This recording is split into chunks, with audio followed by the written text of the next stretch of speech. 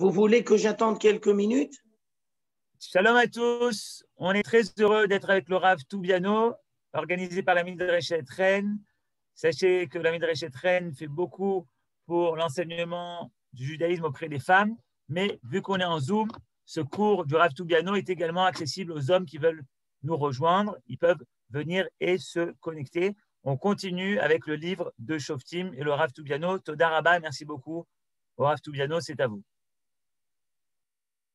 D'accord. Alors, je profite de l'occasion, d'abord pour vous souhaiter une très bonne journée, par la même occasion pour vous souhaiter une très bonne semaine, et puisque nous allons rentrer dans le mois de Kislev, alors j'en profite déjà pour vous souhaiter un très bon mois avec beaucoup de lumière. Je vous rappelle que cette année, nous essayons d'étudier ensemble le livre des juges, et comme je l'ai dit dans les cours précédents, je vous invite à avoir une Bible en français à côté de vous pour mieux suivre, mieux comprendre et mieux intégrer les versets et aussi les différentes références que je vais essayer de vous donner pendant le cours. Aujourd'hui, si Dieu veut, nous allons commencer le deuxième chapitre.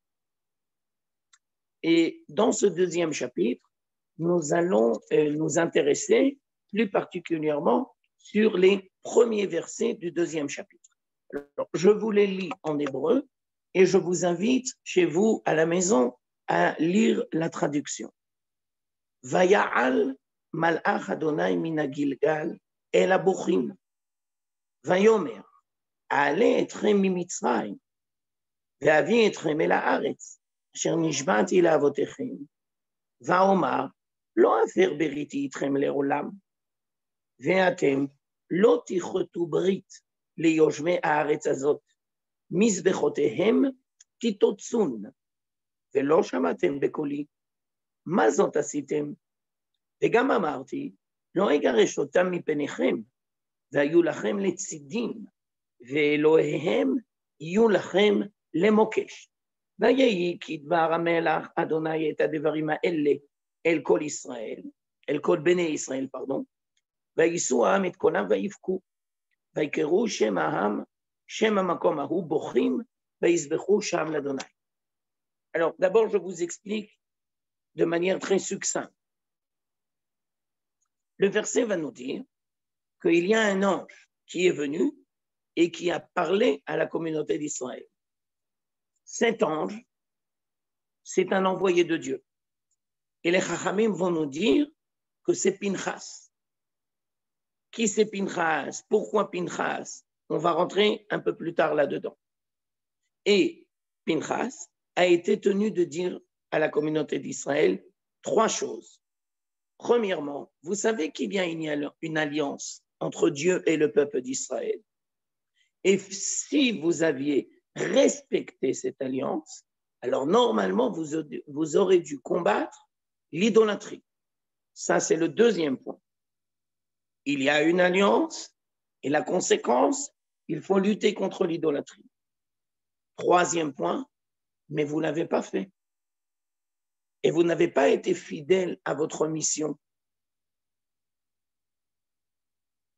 Et donc, en conséquence de ça, eh bien, vous vous êtes exposé à des problèmes que vous vous êtes vous-même créés de toutes pièces.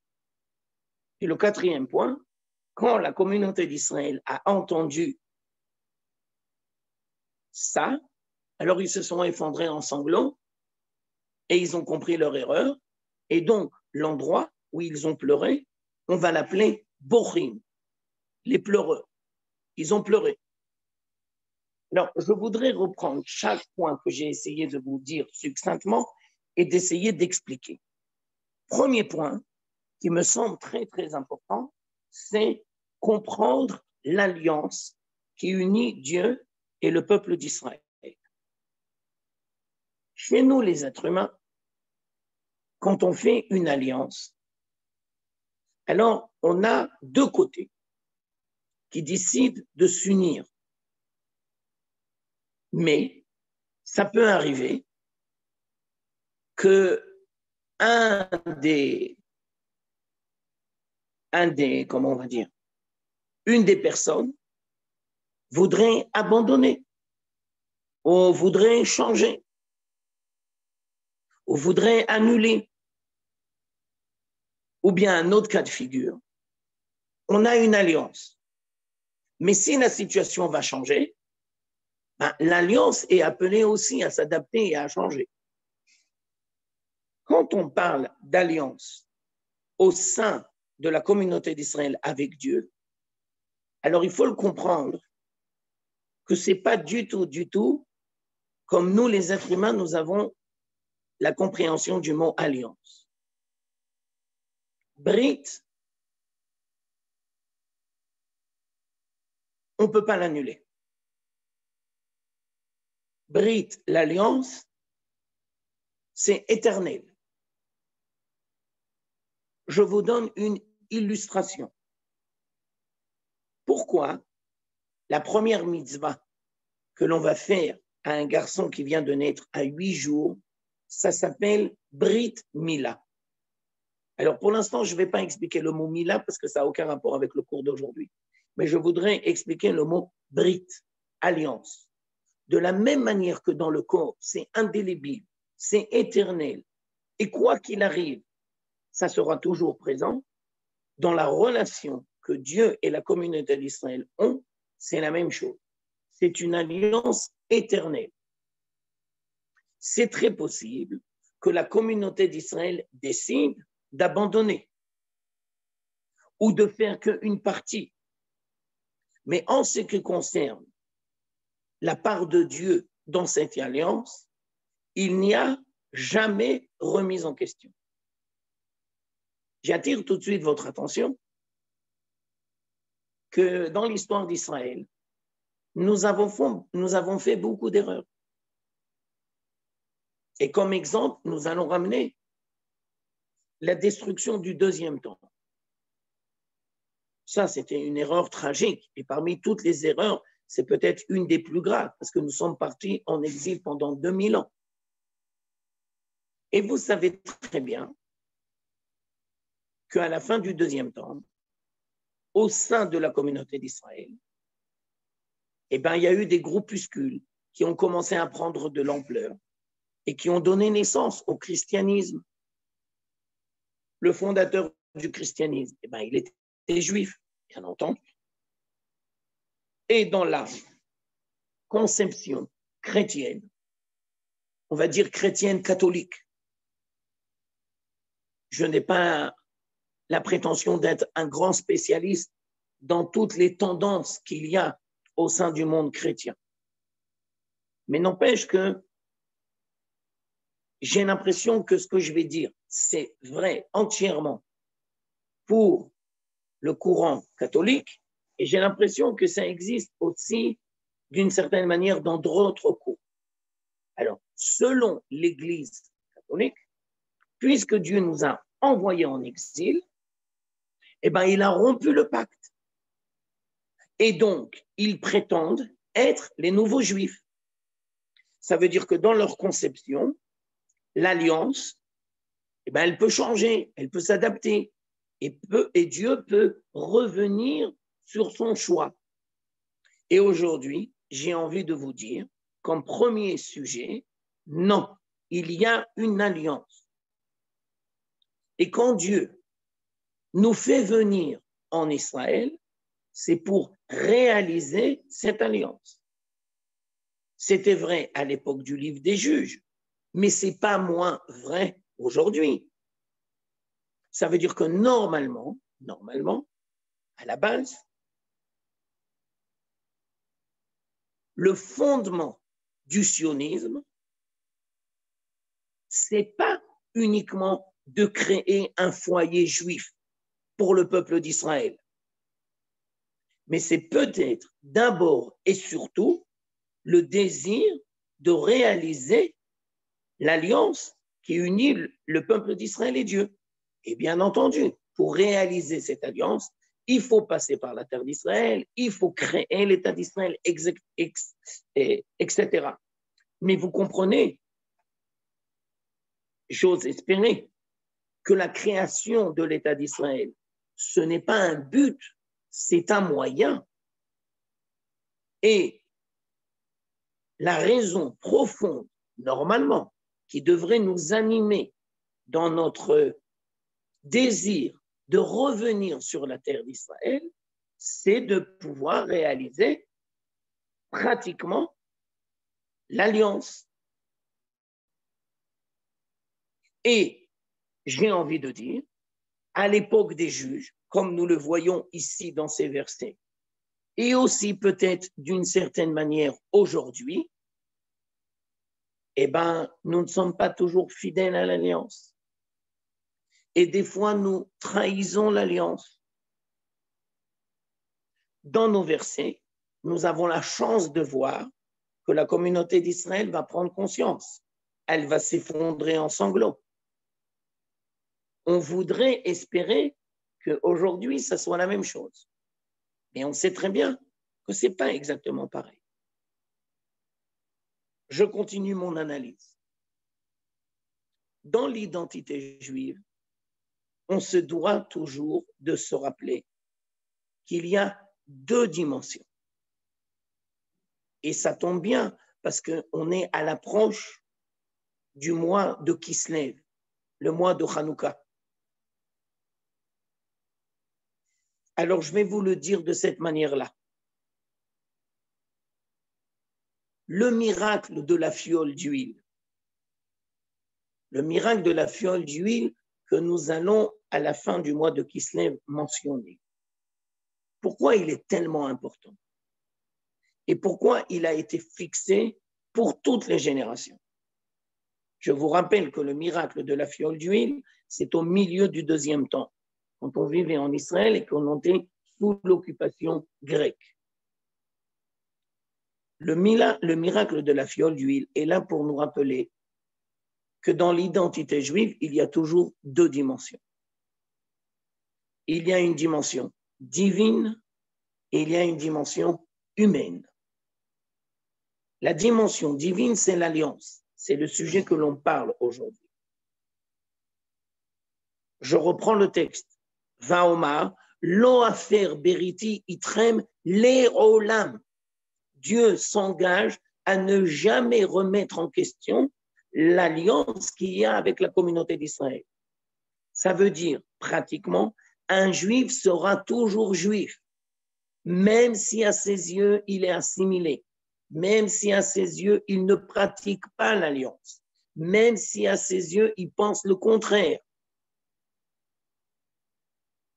En fin de compte, l'alliance, eh bien, c'est le miracle de la fiole d'huile. Parce que cette fiole d'huile, elle est éternelle. Et comme nous expliquera plus tard le Maharal dans son commentaire sur la fête de Hanouka, cette fiole d'huile, eh ben, elle avait un tampon du Kohen Gadol. Le Kohen Gadol, c'est lui qui rentre dans le Saint des Saints le jour de Kippour. Ça veut dire que tout était détruit. Le visage, la face dévoilée du judaïsme était complètement cassée. Ils avaient profané le temple. Mais en fin de compte, c'est l'illustration de l'infiltration de la culture grecque dans toute la société. On était complètement assimilés. Entre parenthèses, apparemment, on n'avait aucune chance de s'en sortir. Et le miracle de Hanouka est là pour nous expliquer qu'il y a toujours une fiole d'huile et que jamais, jamais les goïms ne pourront rendre impure cette fiole d'huile. C'est exactement ce qui est marqué dans notre verset aujourd'hui.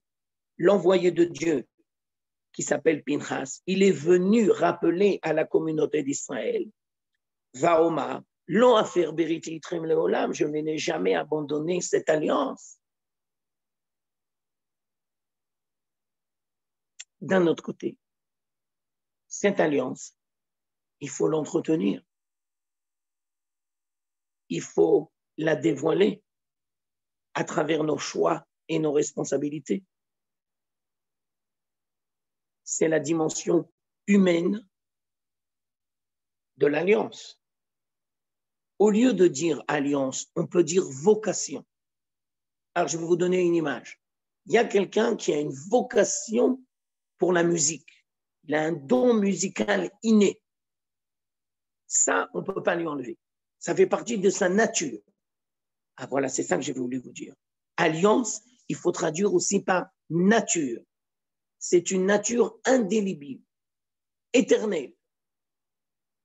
Mais n'empêche que ce monsieur-là, s'il a une vocation pour la musique, et bien maintenant, c'est son devoir de le développer, de travailler, de faire tout ce qu'il peut pour que cette capacité se dévoile et qu'il puisse faire profiter tous les gens autour de lui. Il ne faut pas que ça reste enfoui en lui. C'est vrai qu'il a cette vocation, mais il faut maintenant qu'il l'assume. Eh bien, l'identité juive, c'est la même chose. Nous avons tous une fiole d'huile en nous. Nous avons tous une vocation. Et c'est indélébile. Et on ne pourra jamais l'enlever. Et même un juif complètement assimilé restera toujours un juif. Et même un juif qui va se convertir à une autre religion sera toujours considéré comme un juif. Donc, ce n'est pas un hasard s'il a l'identité juive, on le reçoit de la mère. Ah oui, bien sûr. C'est la dimension divine de l'identité juive. C'est l'alliance. Et ça, on ne peut pas l'annuler. D'un autre côté, il faudra toujours faire un travail pour développer, dévoiler cette vocation. C'est pour ça que Dieu va nous donner la Torah et les mitzvot. Il va nous prescrire un comportement pour savoir dévoiler correctement dans le monde matériel que nous vivons cette alliance, cette nature. Et le texte que nous sommes en train d'étudier aujourd'hui est là pour nous apprendre que la communauté d'Israël a flanché et qu'elle n'est pas toujours fidèle à son rôle. Et en fin de compte, ces versets ne sont pas là pour nous apprendre les égards de la communauté d'Israël dans le passé, mais ils sont là pour nous amener à prendre conscience aujourd'hui et pour qu'on se pose la question, est-ce que nous sommes fidèles à notre vocation? Mais maintenant, je voudrais continuer, s'il vous plaît. Pourquoi cet envoyé, c'était tellement important aux yeux des Chachamim de nous expliquer que c'était Pinchas. Et pourquoi le texte ne va pas l'appeler sous son nom que nous connaissons tous, Pinchas.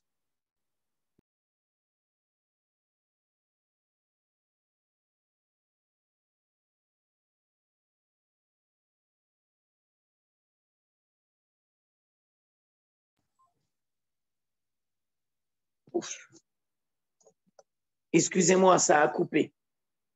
Monsieur Johan, excusez-moi, vous m'entendez? Je ne sais pas.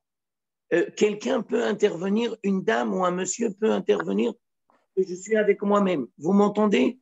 Oui, on vous entend. Oui, on vous entend. On vous entend. On vous entend. Merci. On vous entend. Ça y est, merci beaucoup. Alors, je reprends. Pourquoi le texte a jugé bon de ne pas nous mentionner son nom, Pinchas, mais de lui donner un surnom, un envoyé de Dieu? Alors, on répond. Pinchas, on le connaît. On l'a déjà rencontré dans la Bible. Je dois vous donner certaines notions que c'est important de s'en rappeler. Première notion. Il y avait un roi qui s'appelait Balak et qui s'est senti énormément remis en question quand il a vu que le peuple d'Israël s'apprêtait à rentrer en Israël. Il voulait, par n'importe quel moyen, empêcher le peuple d'Israël de rentrer en Israël. Et donc, il ne savait pas comment faire, et il a jugé bon d'aller voir un prophète chez les Goïms, qui s'appelle Bilham. J'imagine que vous connaissez l'histoire. Et il lui a dit, je voudrais t'engager pour que tu viennes et maudis la communauté d'Israël. Et je voudrais que tes malédictions se réalisent. Et grâce à ta malédiction, tu vas empêcher la communauté d'Israël d'arriver sur sa terre. OK. Bilam a accepté. Mais Dieu lui a mis dans la bouche que des bénédictions. Et encore une fois, et encore une fois, et encore une fois, il a essayé de n'importe quelle manière de maudire la communauté d'Israël. Et Dieu, en aucun cas, lui a permis de réaliser son projet négatif. Ça, tout le monde le sait, plus ou moins. Ce que tout le monde ne sait pas toujours, c'est qu'après qu'il a subi ces échecs-là, alors Bilham a dit, mais tu sais quoi, j'ai une nouvelle idée. Et je suis presque sûr que cette fois-ci, je vais réussir à m'introduire au sein de la communauté d'Israël et de les miner de l'intérieur. Alors le roi Balak, il lui a dit, alors mais attends, qu'est-ce qu'il faut faire? Ben, ils disent, ben, c'est très simple. Tu vas envoyer des prostituées dans le camp d'Israël. Et tu vas voir, ils vont tous flancher. Tu vas prendre des filles de Midian, tu vas leur payer de l'argent et tu vas les convaincre d'aller faire de la prostitution au sein du peuple d'Israël. Et c'est ce qui s'est passé. Et le texte va nous dire qu'il y a 24 000 personnes qui ont été touchées par un fléau que Dieu va envoyer à cause de cette prostitution. 24 000 personnes. Pour que vous compreniez bien, parce que malheureusement, quand on lit les chiffres, alors on n'a pas toujours une prise de conscience. Depuis le début de la création d'Israël, depuis le début de la création de l'État d'Israël, jusqu'à aujourd'hui, le nombre de soldats qui sont tués au combat, que Dieu protège leur âme et qu'ils soient pour la communauté d'Israël une source de réconfort, il y a presque 24 000 personnes qui sont mortes dans les combats et les attentats terroristes. C'est pour vous donner les proportions. Alors, Bilham a donné ce conseil et il a engendré qu'à cause de ce comportement, ils ont trahi la parole divine. Alors, il y a eu un fléau qui est venu et il y a 24 000 personnes. Alors, vous allez me dire, mais quel rapport avec Pinchas? Alors, j'y arrive. Pinchas, en aucun cas, n'a pu accepter cette trahison. Et cette trahison n'a pas touché uniquement le peuple, les gens simples. Non, même les chefs de tribu. Alors, pas tous, bien entendu, mais le texte va nous dire que le chef de la tribu de Shimron, il a flanché. Et il a fauté. Et il l'a fait avec arrogance devant tout le peuple. Alors, Pinchas a été animé par on va dire, par un feu intérieur de vouloir, je ne suis pas sûr que j'utilise les bons termes, venger le nom de Dieu qui a été profané par ce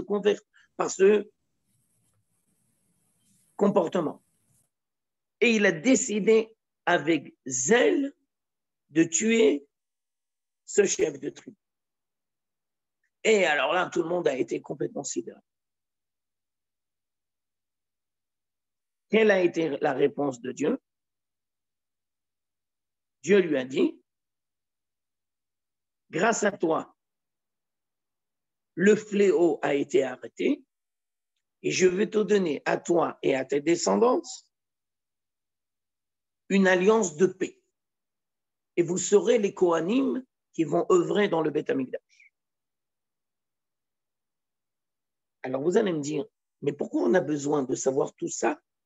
Et quel est le rapport avec notre chapitre aujourd'hui? Maintenant, je continue.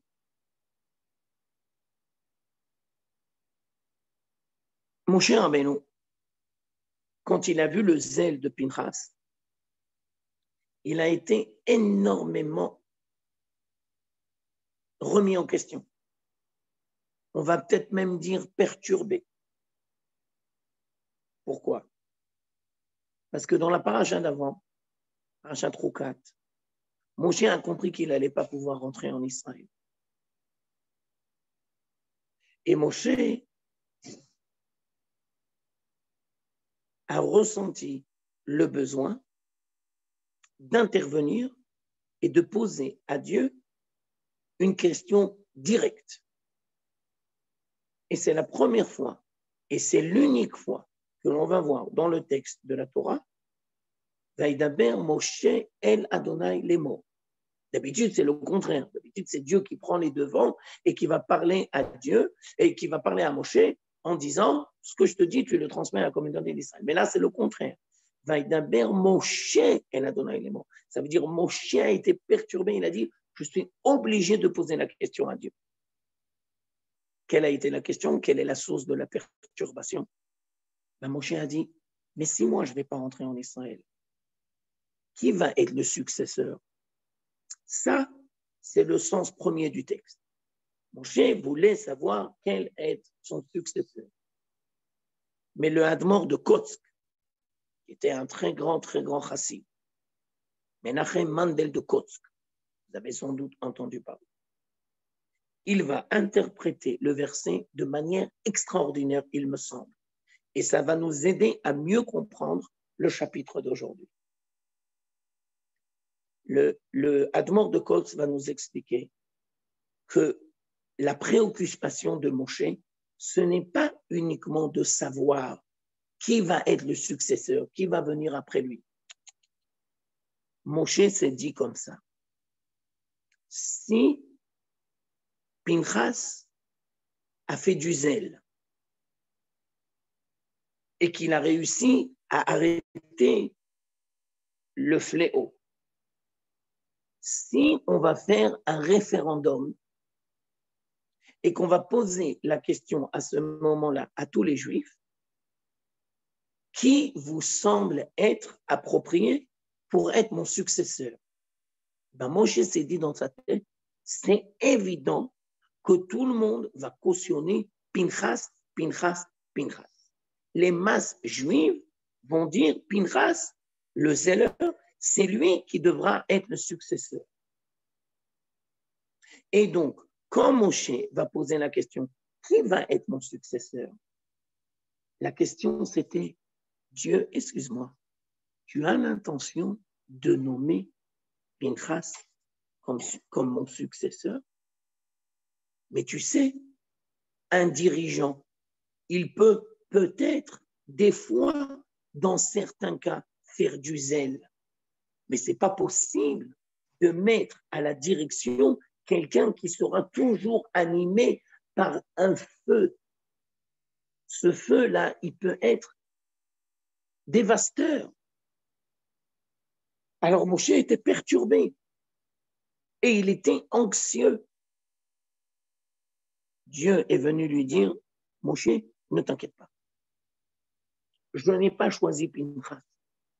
J'ai choisi Josué. J'ai choisi Josué.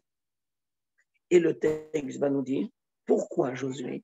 Parce que Josué avait la capacité de pouvoir écouter les différentes personnes qui composaient le peuple d'Israël et il savait tenir compte des différentes opinions et de trouver le point commun. Osée, on dirait le minimum commun. Alors, on ne va pas dire minimum, on va dire le point commun. La capacité de Josué, c'est d'être capable de gérer les différences au sein de la communauté d'Israël et de trouver le point commun. Ça veut dire, alors maintenant regardez bien parce que je pense que c'est très important et c'est un point crucial du cours pour comprendre le deuxième chapitre. Pinchas, en voyant que Dieu a choisi Josué, il s'est remis en question. Et il s'est posé comme question, si un jour je suis appelé à avoir des responsabilités au sein du peuple d'Israël, est-ce que je dois continuer à œuvrer avec le zèle ou bien est-ce que je dois apprendre à parler, à discuter, à faire partager la communauté d'Israël? Et Pinchas a compris, entre parenthèses, par lui-même, que l'on peut des fois utiliser le zèle, mais en aucun cas, ça ne peut être une conduite permanente. Et donc, c'est pour ça que dans le texte, on va nous dire que c'est Pinchas qui va parler à la communauté d'Israël. Et le texte va faire bien attention de ne pas nous mentionner son nom propre, mais comprendre que c'est un envoyé de Dieu. Malach Hashem. Qu'est-ce que ça veut dire? Ça veut dire que Dieu a cautionné la prise de conscience de Pinchas et le changement qui va s'effectuer dans la personnalité de Pinchas. Ça veut dire que Pinchas a compris que pour gérer correctement la communauté d'Israël en Israël, on ne doit pas utiliser la violence. Alors je m'excuse, je vais vous parler vulgairement pour essayer d'expliquer ce que j'ai envie de vous dire. Si tu habites en Israël et à la limite on s'en fout dans n'importe quel quartier et que va venir un juif le jour de Shabbat dans sa voiture et qu'il va rentrer dans ton quartier, en aucun cas tu dois lui jeter la pierre. En aucun cas. Si tu as ce comportement, c'est une erreur très grave. Première erreur, c'est pas toi qui es censé faire la justice. Tu n'as reçu de mission par personne. Tu n'es pas juge, ce n'est pas ta responsabilité. Alors de quel droit? Ça veut dire c'est criminel. Oui, c'est criminel de jeter des pierres. Et maintenant, je voudrais vous donner une deuxième explication qui est en rapport avec notre sujet. Tu n'as pas compris qu'en Israël, pour gérer les tensions au sein de la communauté d'Israël, on ne doit pas utiliser la violence. Je vous reprends le texte. Pinchas aurait pu dire dans son fort intérieur, ils ont trahi l'alliance. Ok, ils ont trahi l'alliance. Mais qui m'assure que si je vais leur parler, ils vont m'écouter? Et qui m'assure que s'ils vont m'écouter dans les oreilles, mes paroles vont rentrer dans leur cœur? Ça veut dire, Pinchas aurait pu douter de la valeur des mots. Et il aurait pu dire, bah, c'est que des mots, ça ne sert à rien, ça ne sert à rien. Il faut utiliser la violence. Mais le texte est là pour nous apprendre que les mots, c'est super important. Et les mots, ils ont un poids. Et la preuve, c'est que Pinchas va parler et ils vont s'effondrer en sanglots. De là, tu vas apprendre, de là, Pinchas va apprendre le poids des mots. Je voudrais aller plus loin dans mon analyse. Je voudrais vous expliquer comment la violence apparaît. C'est quoi le modèle qui engendre la violence? Il faut le dire, même si c'est difficile à entendre. Aujourd'hui, au sein du peuple d'Israël, en exil ou en Israël, il y a énormément de manifestations de violence. Il y a beaucoup trop de violence. Et normalement, on devrait tout faire pour prendre conscience et pour essayer d'améliorer la situation de l'intérieur. Alors, bien entendu, Dieu préserve. S'il y a un mari qui bat sa femme, il faut le mettre en tôle. Mais on ne se fait pas d'illusions. Ça ne suffit pas de le mettre en tôle. Demain, il va sortir, il risque de recommencer. Je ne sais pas si vous savez, mais aujourd'hui, selon les chiffres, il y a 200 000 femmes battues en Israël. Et il ne faut pas se leurrer. 200 000 femmes battues, c'est celles qu'on connaît. C'est celles qui se sont manifestées. Ça veut dire qu'il y en a beaucoup plus.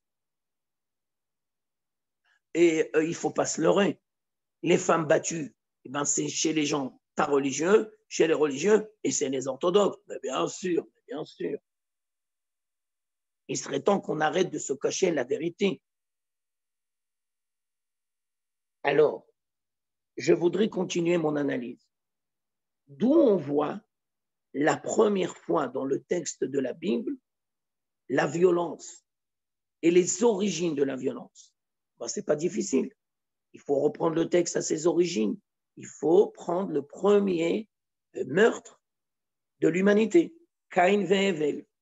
Alors, je vous ai dit en introduction que je vous invite à avoir toujours une Bible devant vous. Alors maintenant, je vous invite à ouvrir dans les premiers chapitres de la Bible au chapitre numéro 3. Et alors là-bas, nous avons au verset 8 un verset, mais qui est apparemment incompréhensible. Alors, je vais vous lire le verset et je vais vous expliquer qu'est-ce qui n'est pas compréhensible. Et après, je vais faire le lien avec le chapitre numéro 2 de Shoftim que nous sommes en train d'apprendre aujourd'hui. Vaïdaber Caïn élève l'achiv. Caïn a parlé à son frère. Mais la grande question, c'est que le texte ne va pas nous dire de quoi ils ont parlé. Alors, on ne comprend pas. Il a parlé, mais on ne va pas nous raconter le contenu de ses paroles. Apparemment, ce n'est pas compris, c'est pas compréhensible. Le texte continue, il va nous dire, après, les deux, ils sont dans le champ. Attends, mais 2 minutes, ils étaient en train de parler. Alors maintenant, comment ils passent dans les champs? Et le troisième point, il s'est levé, il a tué son frère. Attends 2 minutes, ils étaient dans le champ. Alors pourquoi ils sont arrivés au meurtre? Ça veut dire, je vous rappelle, il y a 3 étapes. Il a parlé, mais on ne sait pas le contenu. Ils sont dans les champs, on ne sait pas qu'est-ce qu'ils font là-bas. Et après, il y a le meurtre. Alors maintenant, je vous explique. La violence, c'est toujours l'expression d'un dysfonctionnement. On va plus loin que ça. La violence, c'est l'incapacité de savoir parler correctement. S'il y a violence, ça veut dire qu'il y a problème de communication. Ça veut dire qu'on ne sait pas gérer correctement les différences. Et on croit qu'à travers la violence, on va pouvoir gérer correctement les problèmes. Mais en fin de compte, on ne fait que les aggraver. Alors, je reprends le texte. Pourquoi le texte a besoin de nous dire que Caïn y parle à son frère? Réponse, il est encore capable de lui parler. Il est encore capable de lui parler. Alors, ça peut être avec des injures, ça peut être en haussant le ton, mais ils sont encore capables de se rencontrer. Mais normalement, quand on se rend compte qu'il y a des dysfonctionnements au niveau de la parole et de la communication, alors normalement, on est appelé à s'en rendre compte. Et on doit apprendre à se gérer et à se maîtriser. Il ne faut pas avoir peur d'arrêter au bon moment. Le texte va nous dire, ils étaient les deux dans les champs. Qu'est-ce que ça veut dire? Les deux se sont enfermés dans un silence. À cause de leur dispute et à cause de leurs différends très très forts, ils sont tombés dans l'angoisse. Ils sont tombés dans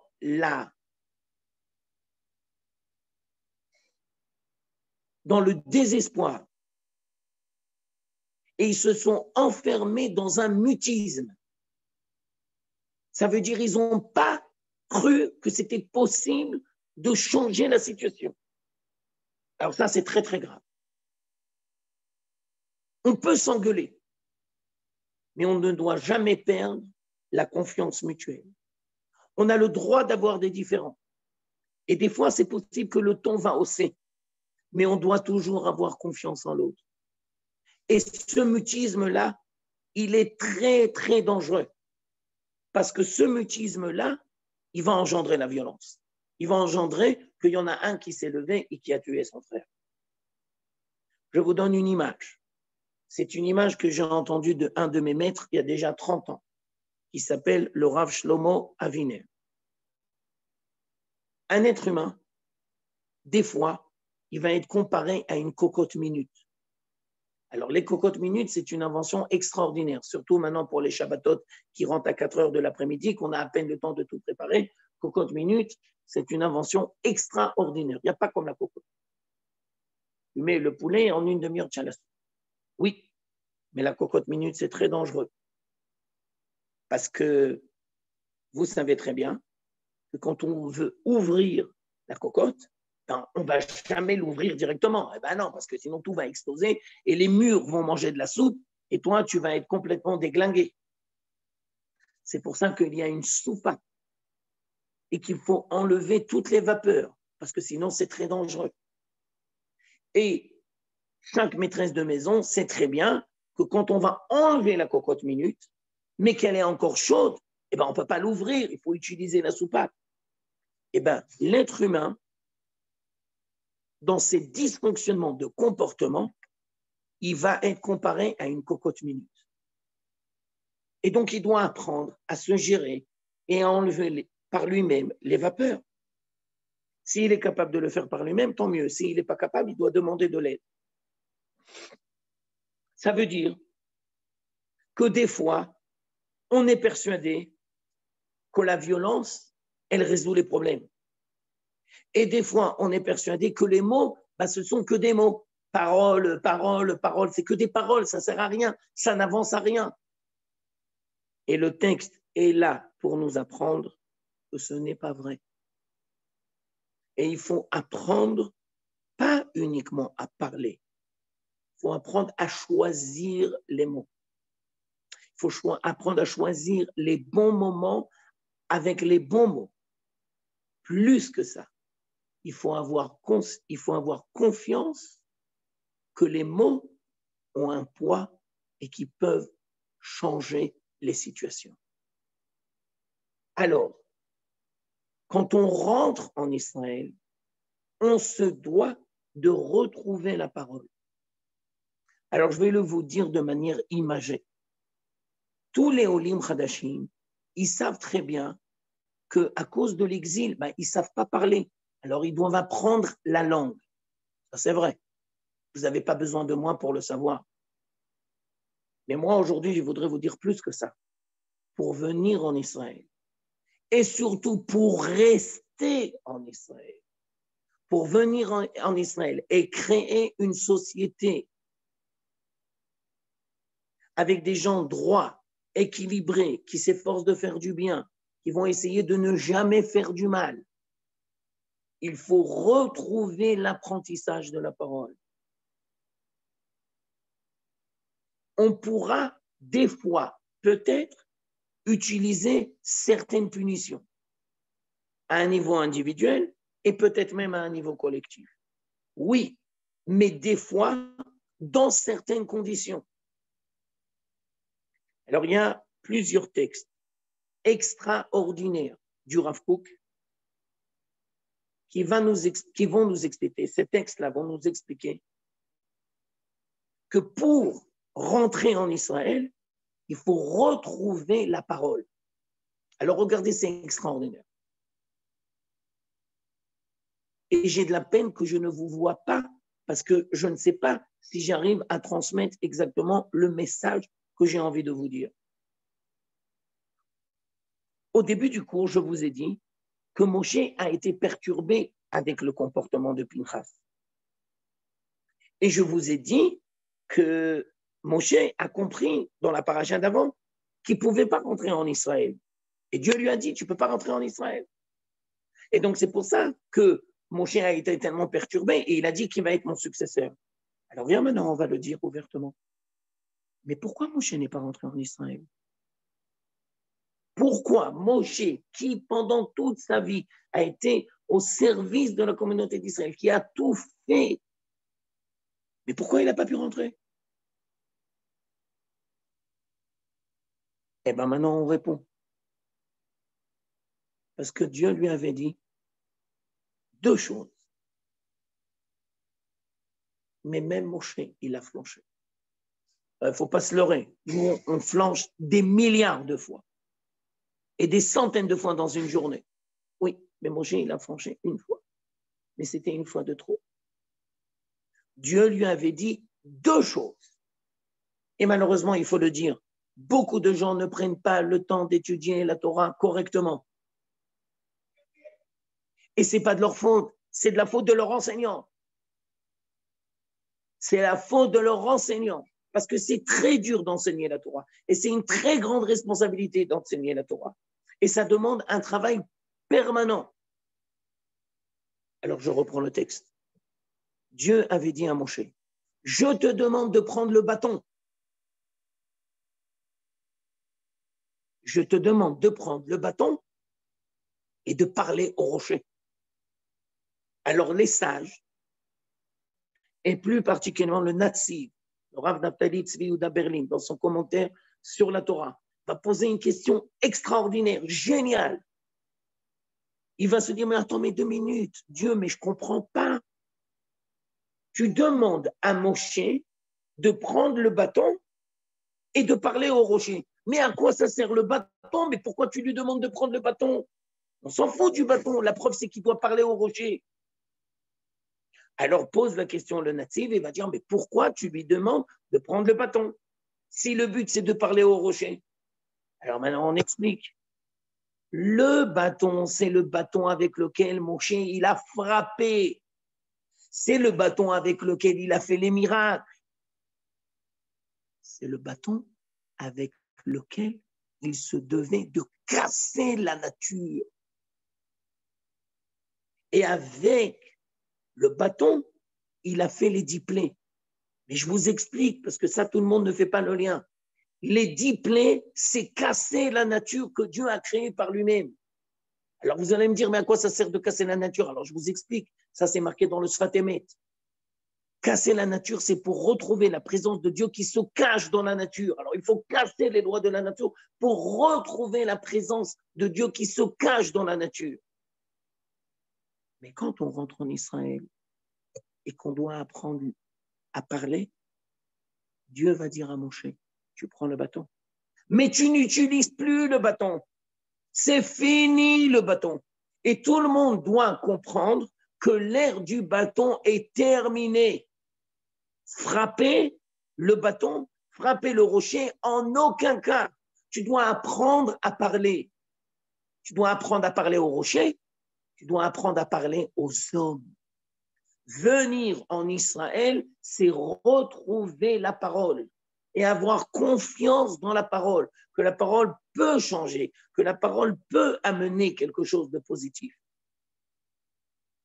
Et c'est aussi comprendre que tous les problèmes de société, je fais exprès une génération, tous les problèmes de société, c'est en fin de compte une mauvaise utilisation de la parole.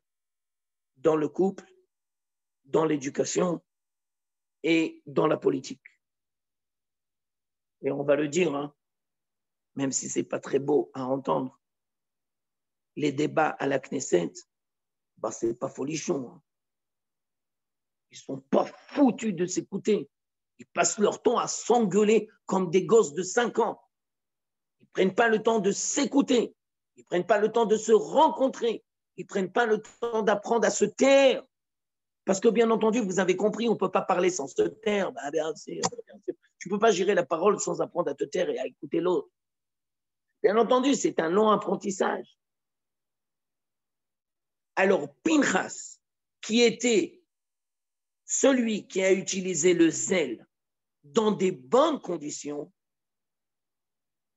pour la génération qui était dans le désert, a compris que quand on est à la porte d'Israël, on doit laisser tomber le bâton, on doit laisser tomber le zèle et on doit apprendre à retrouver la parole. Et Pinchas va parler et la communauté d'Israël va s'effondrer en sanglots. Parce que les paroles de Pinchas, quand ils ont été dites correctement, quand ils viennent du cœur, eh ben, ils vont rentrer dans le cœur. Et Pinchas se devait de vivre ce changement. Et il devait croire à la grandeur de la parole. Je crois que j'ai envie de m'arrêter pour cette fois-ci. Je vous souhaite une très bonne journée et si Dieu veut, à la semaine prochaine. Merci beaucoup. Merci beaucoup, Rav. Merci vraiment, Toda Rabba. Merci.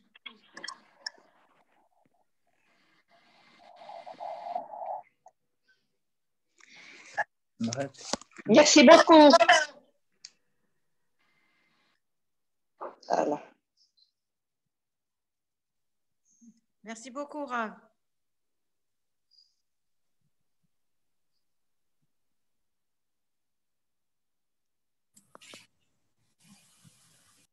Merci beaucoup, Rav.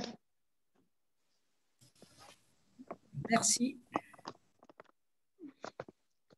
Shavua Tov.